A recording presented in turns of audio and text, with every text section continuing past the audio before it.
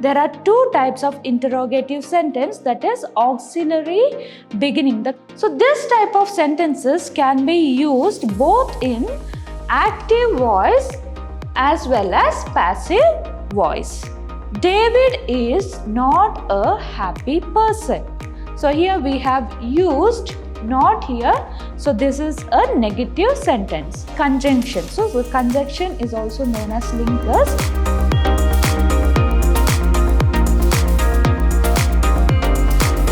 Welcome dear students. I am Mrs. Reena, lecturer, Department of English at Vidyashram First Grade College, Mysuru.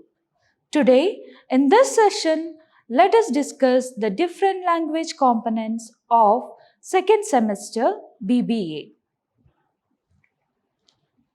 So here we are going to discuss about the different language components like framing questions, use of negatives, linkers, and reading comprehension. First, let us look into the framing questions. So, framing questions. Now, let us look into what is framing questions. The interrogative pronouns who, what, whom, whose, which, and the interrogative adverbs where, when, why, and how are used to frame information questions. So like that, interrogative sentences are in two types. That is auxiliary beginning interrogative sentence and question word beginning interrogative sentence. So there are two types of interrogative sentence, that is auxiliary beginning, the questions beginning with the auxiliary words, then question words, the questions beginning with the question words.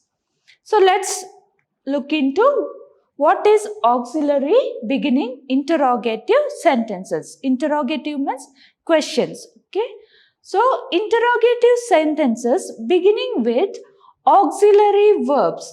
Interrogative sentences beginning with auxiliary verb are known as auxiliary beginning interrogative sentences. So the answer of this type of interrogative sentence is always yes or no. So the answer of this auxiliary interrogative sentences will be always yes or no. So we call this as yes or no questions.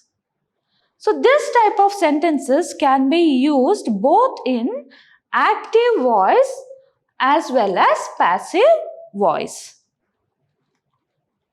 So now let us look into the common pattern of auxiliary beginning interrogative sentence in active voice. So here we use this format: auxiliary verb plus subject plus verb plus object, and always remember that at the end of interrogative sentence or the question we use the question mark. The punctuation marks which we use is the question mark. So now let's look into the example. So the common pattern in active voice. The question is, do you know grammar? Do you know grammar? Now look here. So do is an auxiliary verb. You is the subject here, know is the verb, and grammar is the object here.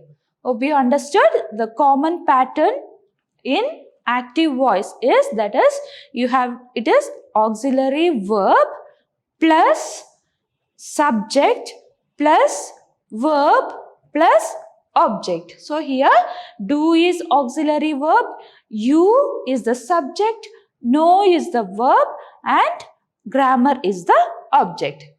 Now let's look into the common pattern of auxiliary beginning interrogative sentence in the passive form or passive voice. So here this is the method which we have to use when we write it in the passive voice. So we use auxiliary verb plus object plus past participle of verb, that is denoted as V3. Next, by plus subject. Okay. So auxiliary verb plus object plus past participle of the verb plus by and plus subject. So for example, is grammar known by you? So here is the auxiliary verb, grammar is the object, then known is the past participle. So once again I'll say is the auxiliary verb, then grammar is the object, known is the past participle of verb, then by it will be there, and you is the subject here. So now you understood the common pattern in active voice as well as in passive voice. So this is all about the auxiliary beginning interrogative sentences, the questions or the interrogative sentences which begins with the auxiliary verb is known as the auxiliary beginning interrogative sentences. Now, question word beginning interrogative sentences. Question word. So you know question word, who, what, when, WH questions. So these are the question word beginning interrogative sentences. So interrogative sentences beginning with question words are known as question word beginning interrogative sentences. Here also, let's see the common pattern in active voice and also the common pattern in passive voice. So in the active voice, this is the method we use. Question word, first should be question word should be there in this type of sentences. Question word plus auxiliary verb plus subject plus verb and plus object, and then at the end of the sentence there should be the question mark. Now, example, when did Jacob ask the question? The question is, when did Jacob ask the question? Now here, when is the question word? When is the question word? Did is the auxiliary verb. Then Jacob is the subject. Ask is the verb. And the question is the object. Got it?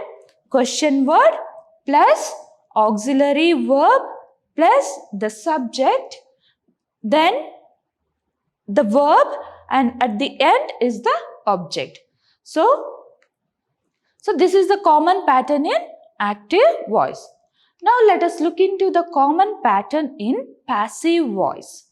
So here also question word plus be forms plus object plus V3, that is the past participle of the verb. Next, plus by and plus subject. So here, so in the passive voice, when the question, both auxiliary beginning sentence also and question word beginning sentence, in the passive voice we have by here, and it will be in past participle form of the verb. So here, let's look into the example here. When was the question asked by Jacob? When was the question asked by Jacob? So when is the question word. Was is the be form. Okay, it is the be form. Then the question is the object here. Then asked by is the past participle of the verb, and Jacob is the subject. So when it is in passive voice, the subject will be at the end. Next. And the next language component is use of negatives. So what do you mean by a negative sentence? A negative sentence is a sentence states that something is false. Okay.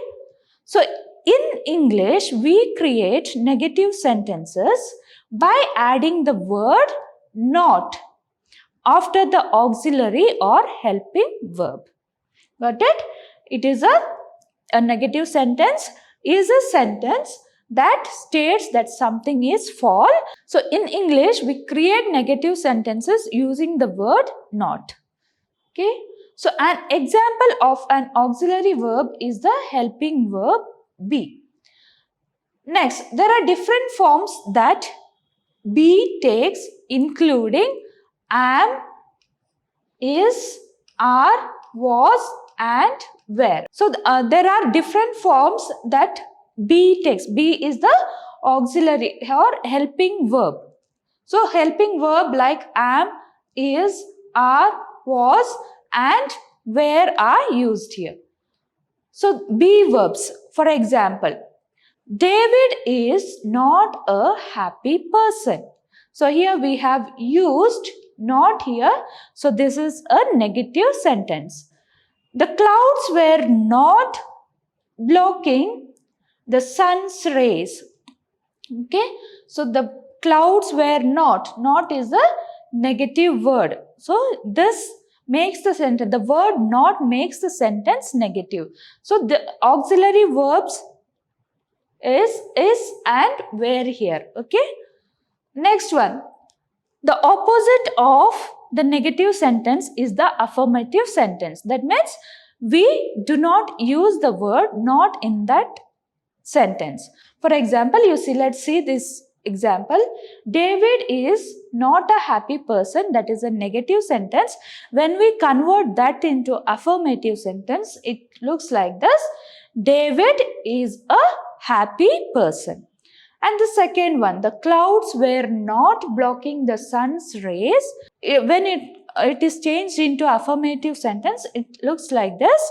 The clouds were blocking the sun's rays. Okay. So only thing is, you have to just make the sentence negative. Okay. You have to add the word not to the sentence. It will become a negative sentence. Next is linkers. So linkers is also known as the conjunctions.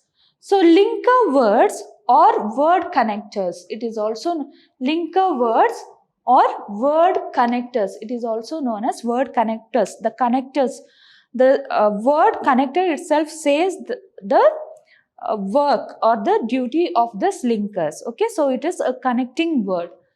Are used to link group of words, phrases, and sentences. Okay, so in the beginning you have learned this clearly in your previous classes, but the name was a little bit changed. They have used as conjunction. So the conjunction is also known as linkers. So linker words or word connectors are the words used to connect, okay, or the words used to link group of words, phrases, and sentences. Example, man proposes but God disposes. In this sentence, which is the linker? But. Okay, so the man proposes. The but is the word which is linking both these words.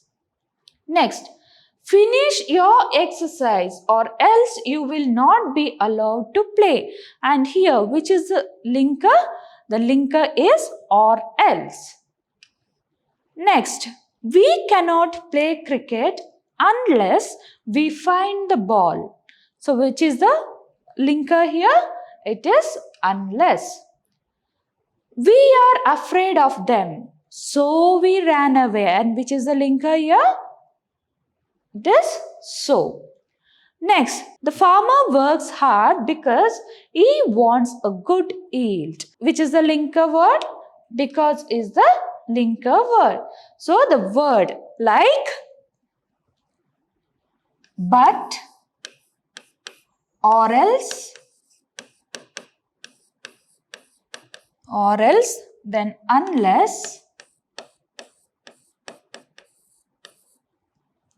so, because. All these words are known as linkers or conjunctions. These are the words. So we have so many other words too, which joins or which links to group of words, phrases, and sentences. So hope you understood the meaning of linkers. and the different linker words. Next is about the reading comprehension. So you may be thinking that reading comprehension, why ma'am is explaining this, it's very easy. So here we can just copy the answer after reading the passage, given passage, you can just copy the answer. So for example, so it's not like that.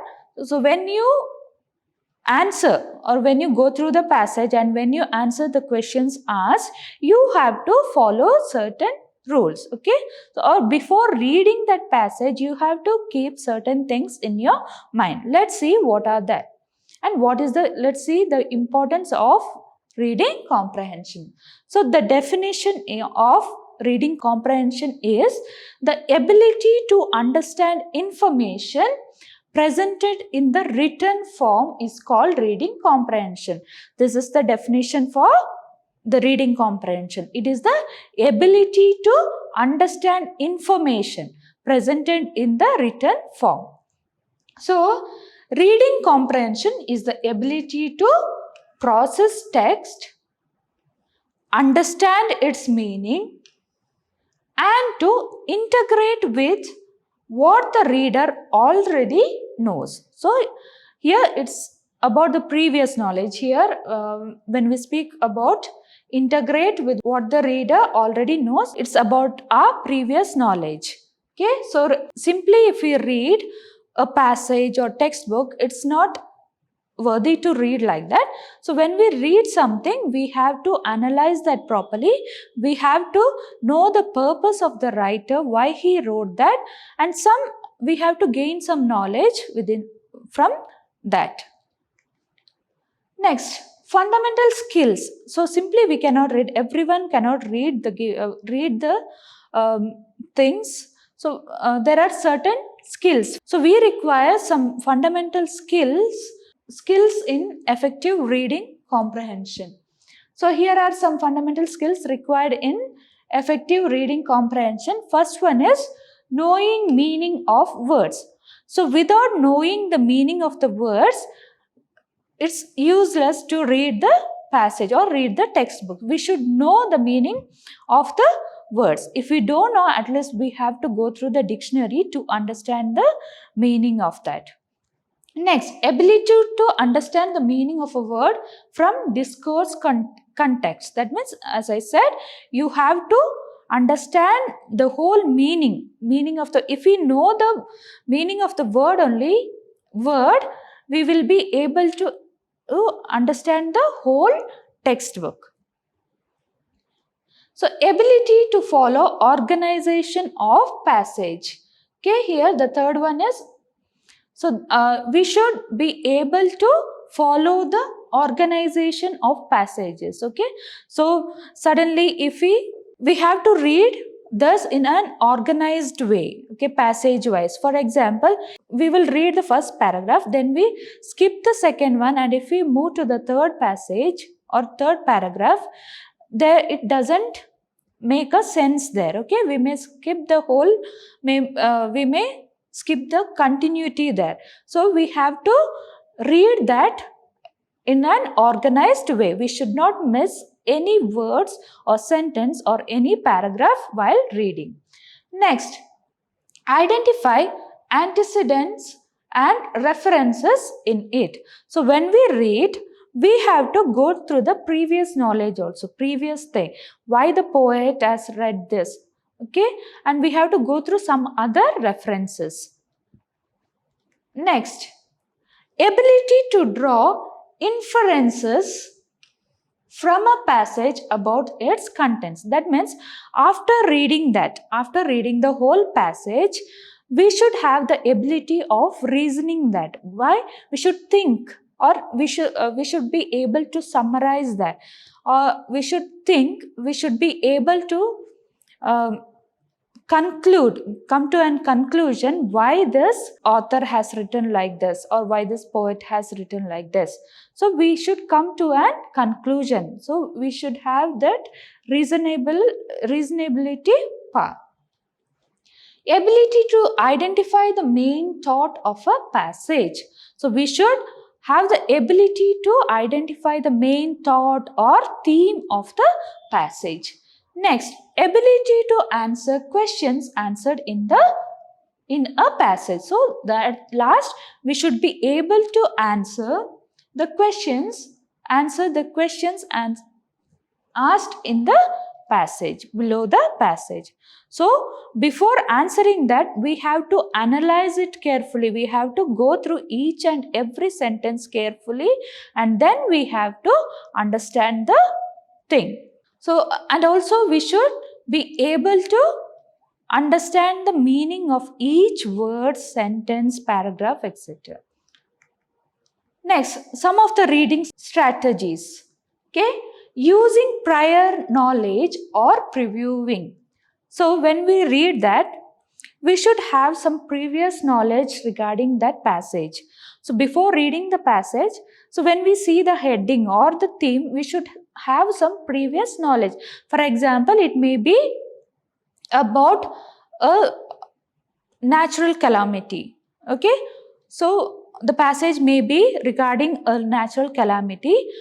Before reading that, when we look into the heading or one sentence, when we read the sentence, we have to have an idea of what is natural calamity and different types of natural calamities. Then only we can move further with that. So it provides a framework. Having or using prior knowledge or previewing the subject, passage or the subject, we will have a framework. Okay.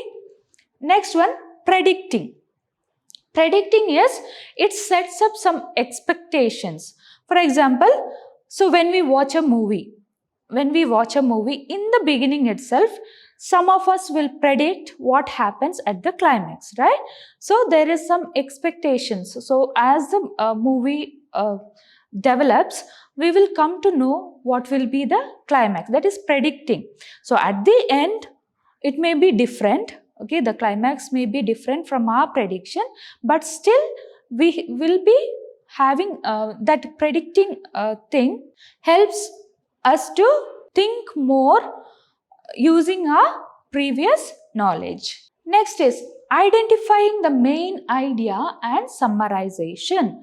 So this one, so when you go through or when you read a poem, through the lines only we will come to know, when we read it or when we recite the poem properly, we will come to know the theme of the poem, and also we will be able to summarize that, okay, in our own words. Instead of copying the summary of others, we should be able to summarize.